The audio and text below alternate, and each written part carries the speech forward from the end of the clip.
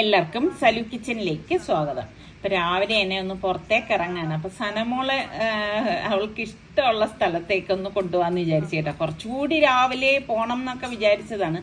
പിന്നെ കുഞ്ഞിനെ കുളിപ്പിച്ച് ഒക്കെ എടുത്ത് വന്നപ്പോഴേക്ക് കുറച്ച് ലേറ്റായി പോയിട്ടുണ്ടായിരുന്നു. അപ്പം വെയിലൊക്കെ വരുന്നതിന് മുൻപ് എത്തണം എന്ന് വിചാരിച്ചു. ഇപ്പൊ പിന്നെ ക്ലൈമറ്റും നല്ലൊരു ക്ലൈമറ്റ് ആണല്ലോ, മഴയൊന്നുമില്ല. പിന്നെ അത്യാവശ്യം ഭയങ്കര ചൂടെന്ന് പറയാനില്ല, എന്നാലും അത്യാവശ്യം ചൂടുമൊക്കെ ഉള്ള ആ ഒരു ക്ലൈമറ്റ് ആയിരുന്നല്ലോ.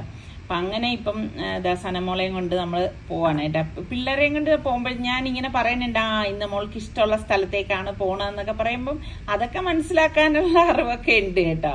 ഇപ്പം ദേ കണ്ട റോഡ് അത്രയധികം തിരക്കും കാര്യങ്ങളും ഒന്നുമില്ല. പിന്നെ ഇവിടെ വരുമ്പോൾ പാർക്കിംഗ് ആണ് പ്രശ്നം. അങ്ങനെ നമ്മൾ കാർ ഇട്ടിട്ട് നേരെ മ്യൂസിയത്തിലേക്കാണ് വന്നത് കേട്ടോ. ഇവിടെ വരുമ്പോഴേക്കും അവള് ആ കാറ്റാടി കണ്ടിട്ട് കിടന്ന് വിളിക്കുന്നുണ്ട്. അപ്പം ഞാൻ പറഞ്ഞു തിരിച്ചു വരുമ്പോൾ നമുക്ക് വാങ്ങാം, അങ്ങോട്ട് പോയി കഴിഞ്ഞാൽ പാടില്ല. അപ്പം ഞാൻ അവളുടെ സൈക്കിളും എടുത്തിട്ടാണ് വന്നത്. ഈ മ്യൂസിയത്തിന്റെ ഫ്രണ്ടിൽ കണ്ട വെള്ളം കെട്ടിക്കിടക്കുന്നത്, എത്രയധികം ആൾക്കാർ വരുന്നതാണ്. ഇപ്പം കഴിഞ്ഞ പ്രാവശ്യം ഇതുപോലെ വന്നപ്പോഴും ഇതുപോലെ തന്നെ ആയിരുന്നു കേട്ടോ. എന്നാൽ അതൊന്ന് മാറ്റിയിരുന്നെങ്കിൽ എത്ര നന്നായിരുന്നു. ഒരുപാട് ആൾക്കാരൊക്കെ വരുന്നതല്ലേ. അപ്പോൾ സൈക്കിള് ഞാൻ അവിടെ വെച്ചിട്ട് ഞാൻ പറഞ്ഞു മോളൊന്ന് അത് ഓടിക്കെന്ന് പറയും. അപ്പം സൈക്കിൾ എടുത്തപ്പോഴേ സൽമാൻ പറയുന്നുണ്ടായിരുന്നു, വേണ്ടുമ്മ അവള് സൈക്കിളിൽ പോകത്തില്ല, അവൾക്ക് നടക്കാനാണ് ഇഷ്ടം. ഞാൻ പറഞ്ഞു ഇല്ല സൈക്കിൾ അവള് ഓടിക്കും എന്ന് പറഞ്ഞു. പക്ഷെ ഇവിടെ വന്നപ്പോൾ വിനയായി കേട്ടോ. അവര് പറഞ്ഞതൊക്കെ എന്നെ സംഭവിച്ചു. കാരണം അവരില്ലേ എപ്പോഴും ഇവളെ കൊണ്ടുവരുന്നത്. അവളിതാ ഇങ്ങനെ ഓടി നടക്കുകയാണ്. അപ്പൊ സൈക്കിള് ചുമക്കേണ്ട ബാധ്യത എനിക്കായി മാറി.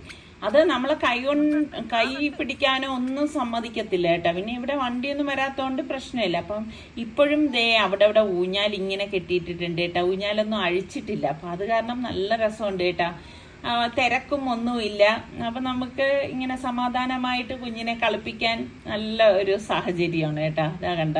അപ്പൊ അവൾക്ക് ഓരോരുത്തരും അവളെ ഇരുത്തിയിട്ട് ഇങ്ങനെ ആടണം, പപ്പ എന്നൊക്കെ പറഞ്ഞ് ഇങ്ങനെ വിളിക്കുന്നുണ്ടായിരുന്നു കേട്ടോ.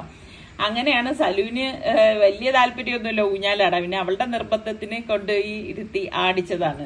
കുറച്ചുകൂടി നേരത്തെ വന്നു കഴിഞ്ഞാൽ നമ്മുടെ ഈ മ്യൂസിയത്ത് ഒരുപാട് നടക്കുന്നവരെയും അതുപോലെ ജോഗിങ് ചെയ്യുന്നവരെയൊക്കെ നമുക്ക് ഇവിടെ കാണാനായിട്ട് പറ്റും കേട്ടോ. അപ്പം ഈ രണ്ട് സൈഡിലും നല്ല ഭംഗിയുണ്ട്. ആ റെഡും യെല്ലോയും കലർന്ന പൂക്കളൊക്കെ ഇങ്ങനെ വിരിഞ്ഞ് നിൽക്കുന്നത് കാണുമ്പോൾ തന്നെ മനസ്സിനൊരു കുളിർമയാണ് കേട്ടോ. നല്ല രസമുണ്ട് കാണാനായിട്ട്. അപ്പോൾ അധികം തിരക്കൊന്നുമില്ല. വൈകുന്നേരമൊക്കെ ആണ് ഇവിടെ ഏറ്റവും കൂടുതൽ തിരക്ക് വരുന്നത്. കാരണം ടൂറിസ്റ്റ് ബസ് വന്നിട്ട് അങ്ങനെ തിരക്കും കാര്യങ്ങളും ഒക്കെ ഉണ്ടാവും. രാവിലെ അത്ര അധികം തിരക്കൊന്നും ഉണ്ടാവത്തില്ല കേട്ടോ.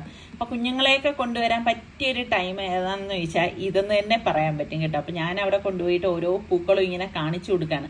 പക്ഷെ മോൾക്ക് ഇങ്ങനെ കയ്യിലിരിക്കുന്നതിനേക്കാളും അവൾക്ക് ഇങ്ങനെ ഇറങ്ങി നടക്കണം കേട്ടോ. നമ്മളെക്കാളും സ്പീഡിൽ അവളങ്ങ് ഓടാണ് ചെയ്യുന്നത്. പക്ഷെ എനിക്ക് കാണുമ്പോൾ ഭയങ്കര ഒരു പേടി തോന്നും കേട്ടോ. അപ്പൊ ഞാൻ എടുത്ത് ഇങ്ങനെ കയ്യിൽ വെച്ചിട്ട് ഞാൻ കുറച്ച് ദൂരം കൊണ്ട് നടക്കും. കാരണം ഇവിടെ കുറേ നടക്കാനൊക്കെ ഉണ്ടല്ലോ. അപ്പോഴും ഞാൻ സൈക്കിൾ ഇട്ട് കൊടുത്തു. അപ്പൊ വലിയ താല്പര്യം ഇല്ലാതെ അവളിങ്ങനെ ഉന്തുന്നുണ്ട്. വീണ്ടും സൈക്കിളിൽ നിന്ന് ഇറങ്ങിയിട്ട് അവള് ഇറങ്ങി ഓടാണ് ചെയ്യുന്നത്.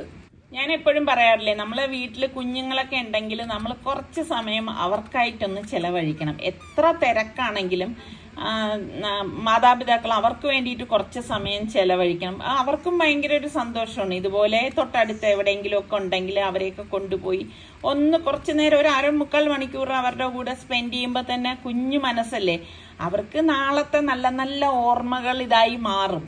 അപ്പൊ അങ്ങനെയൊക്കെ ചെയ്യേണ്ട കാര്യങ്ങളാണ് കേട്ടോ. ഇവിടെ പിന്നെ ചുറ്റിനും മരങ്ങളൊക്കെ ഉള്ളത് കൊണ്ട് തന്നെ അത്ര അധികം നമുക്ക് വെയിലൊന്നും അടിക്കത്തില്ല. നല്ല കാറ്റും ഒക്കെ ഉണ്ടായിരുന്നു കേട്ടോ.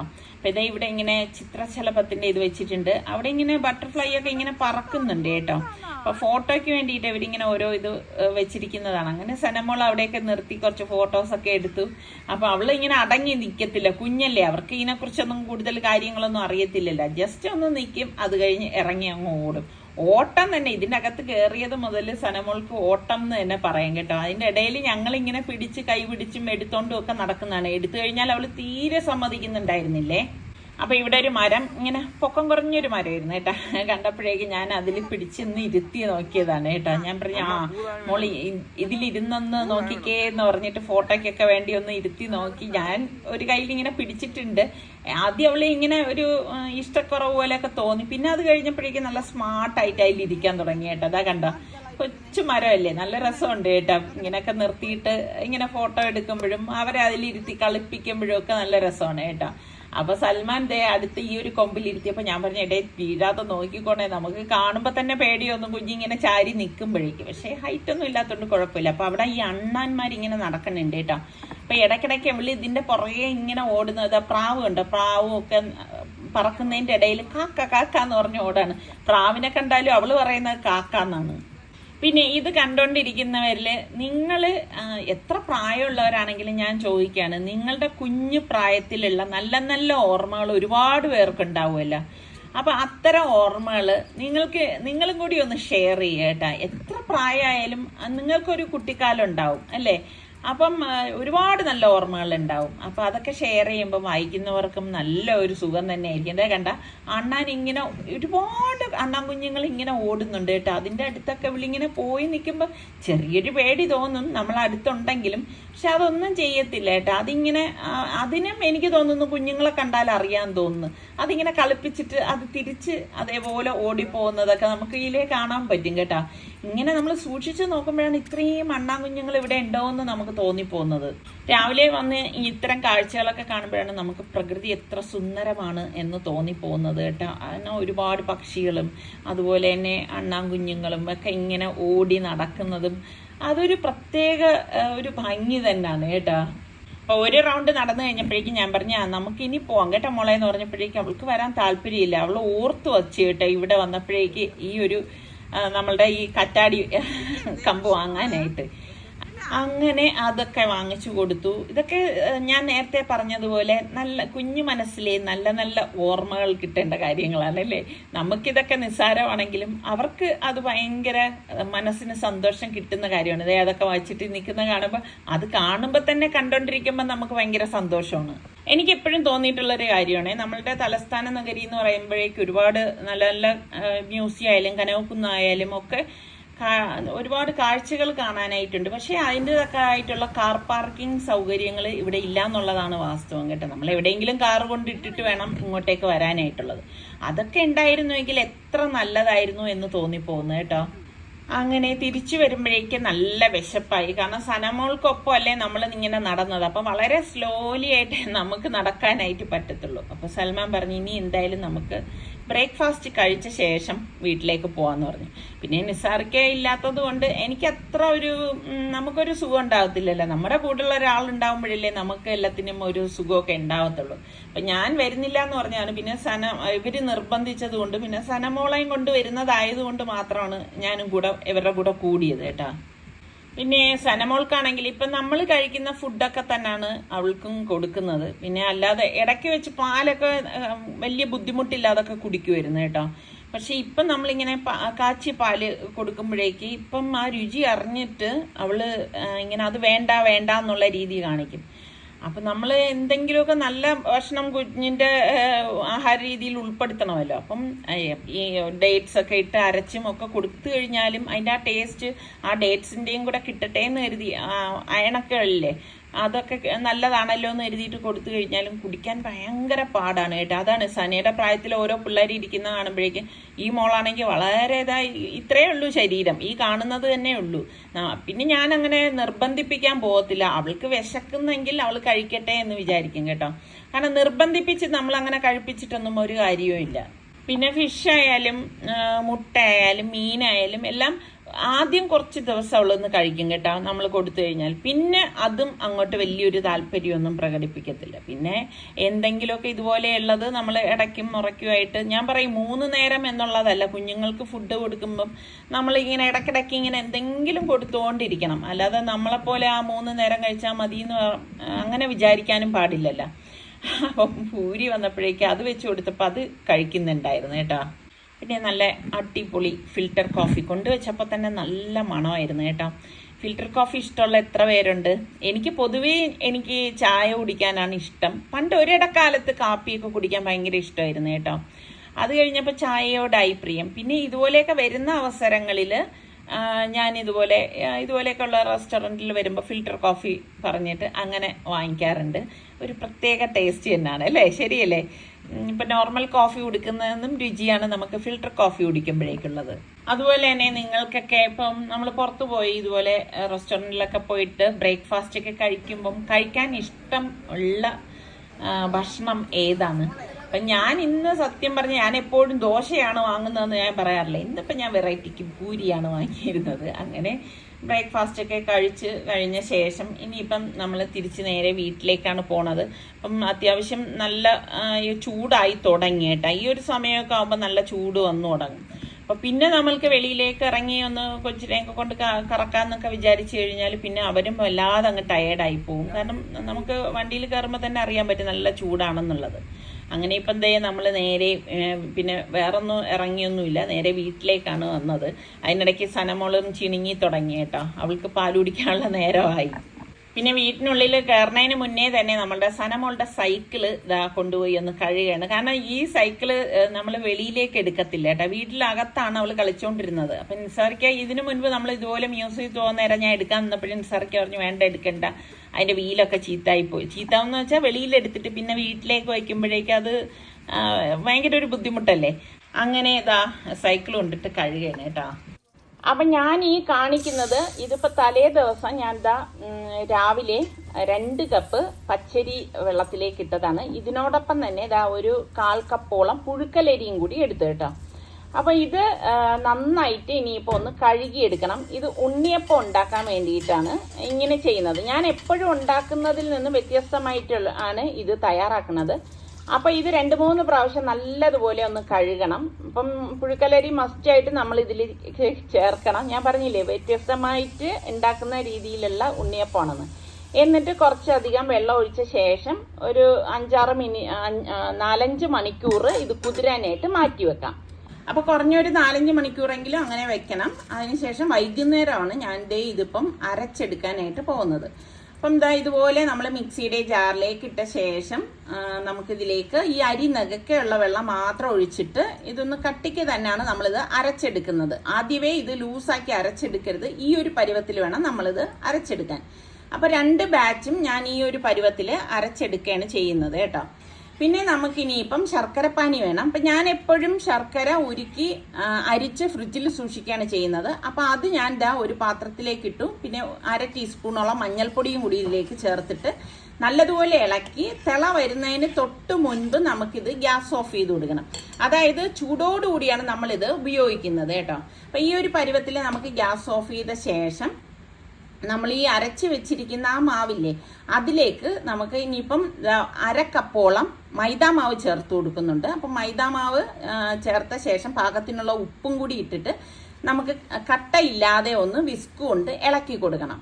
അപ്പം ഇതുപോലെ തന്നെ ഒന്ന് ഇളക്കിയെടുക്കണം കേട്ടോ. അപ്പം ശരിക്കും പറഞ്ഞു കഴിഞ്ഞാൽ വളരെ എളുപ്പത്തിൽ ഉണ്ടാക്കിയെടുക്കാൻ പറ്റുന്ന ഒരു ഉണ്ണിയപ്പമാണ്. എന്നിട്ട് ചൂടോടുകൂടിയാണ് ഈ ശർക്കര പാനി ഇതിലേക്ക് ഒഴിച്ചിട്ട് ഒന്ന് ഇളക്കി കൊടുക്കണത്.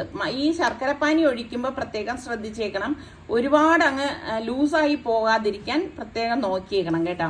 അതായത് നമുക്ക് ഒരുപാട് കട്ടിയാവാൻ പാടില്ല, ഒരുപാട് ലൂസും ആവാൻ പാടില്ല. ആ ഒരു കറക്റ്റ് പരുവത്തിൽ വന്നാൽ മാത്രമേ ഉണ്ണിയപ്പം ശരിയായി നമുക്ക് കിട്ടത്തുള്ളൂ. അപ്പോൾ ഇത് ഞാനിങ്ങനെ 2-3 പ്രാവശ്യമായിട്ട് കുറേശ്ശെ ഒഴിച്ചാണ് ഇളക്കി എടുക്കുന്നത്. ഇത് കറക്റ്റ് അളവാണ്.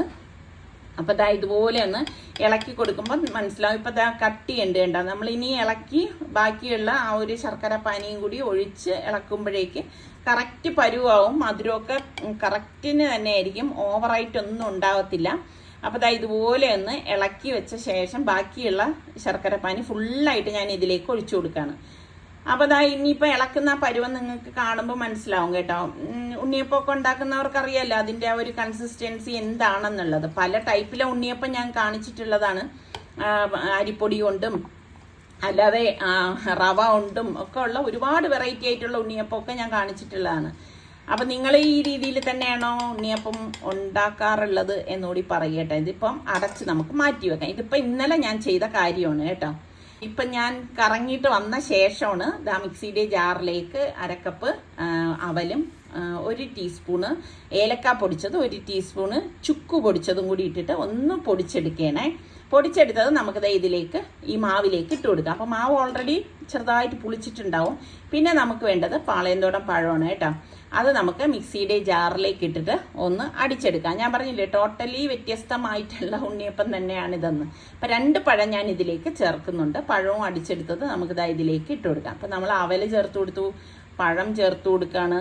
എന്നിട്ട് നമുക്ക് നല്ലതുപോലെ ഒന്ന് ഇളക്കി കൊടുക്കാം. അപ്പോൾ ഇതൊക്കെ ഈ നമ്മൾ ചുടുന്നതിന് തൊട്ട് മുമ്പ് മാത്രമേ ഇങ്ങനെയുള്ള കാര്യങ്ങളൊക്കെ ചെയ്യാവൂ കേട്ടോ. അതാ ഇതുപോലെ ഒന്ന് ഇളക്കി കൊടുക്കണം. ഒട്ടും കട്ട കെട്ടാൻ പാടില്ല, അത് പ്രത്യേകം ഒന്ന് ശ്രദ്ധിച്ചേക്കണേ.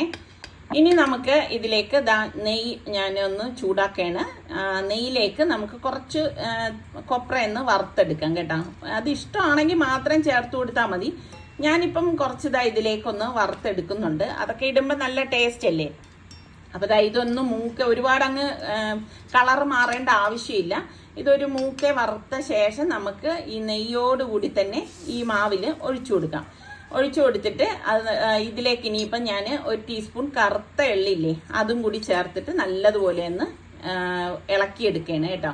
അപ്പോൾ കണ്ട കറക്റ്റ് പരുവായിട്ട് വന്നിട്ടുണ്ട്. അപ്പം ഇനി നിങ്ങൾക്ക് ഇത് ലൂസാക്കണം എന്ന് തോന്നുകയാണെങ്കിൽ കുറച്ച് തിളച്ച വെള്ളം ചെറു ചൂടോട് കൂടിയിട്ട് ഒഴിച്ചു കൊടുത്താൽ മതി. ഞാനിപ്പോൾ മിക്സിയുടെ ജാറിലേക്ക് കുറച്ച് ഇതുപോലെ ചെറു ചൂടുവെള്ളമാണ് ഒഴിച്ചിട്ട് ഇതുപോലെ ഒന്ന് ഇളക്കി മിക്സ് ചെയ്ത് കൊടുക്കുന്നത് കേട്ടോ. അപ്പോൾ ഇതാണ് ഇതിൻ്റെ ഈ മാവിൻ്റെ ഒരു കൺസിസ്റ്റൻസി എന്ന് പറയുന്നത്. ഒരു ഗ്ലാസ്സിൽ നമ്മൾ എടുത്തിട്ട് ഒഴിക്കുകയാണെങ്കിൽ അതിങ്ങനെ ഒഴുകി വരണം, അത്രേ ഉള്ളൂ കേട്ടോ. അപ്പോൾ നമ്മളുടെ ഉണ്ണിയപ്പം ബാറ്റർ ഇവിടെ റെഡി ആയിട്ടുണ്ട്. കണ്ട ഇതാണ് ഇതിൻ്റെ ഒരു കൺസിസ്റ്റൻസി. നിങ്ങൾക്ക് കാണുമ്പോൾ അറിയാമല്ലോ, അല്ലാതെ മുറുക്കമൊന്നുമില്ല. അപ്പോൾ ഉണ്ണിയപ്പച്ചട്ടിയിലേക്ക് ഞാൻ ഓയിൽ ഒഴിച്ചു കൊടുക്കാണ്. വെളിച്ചെണ്ണയാണ് ഒഴിച്ചു കൊടുക്കുന്നത് കേട്ടോ. വെളിച്ചെണ്ണയിൽ ഉണ്ണിയപ്പം ഉണ്ടാക്കുമ്പോഴല്ലേ നല്ല ടേസ്റ്റ് കിട്ടുന്നത്. പിന്നെ ഇതോടൊപ്പം തന്നെ നമുക്ക് കുറച്ച് നെയ്യും കൂടി ഞാൻ ചേർത്ത് കൊടുക്കുന്നുണ്ട്.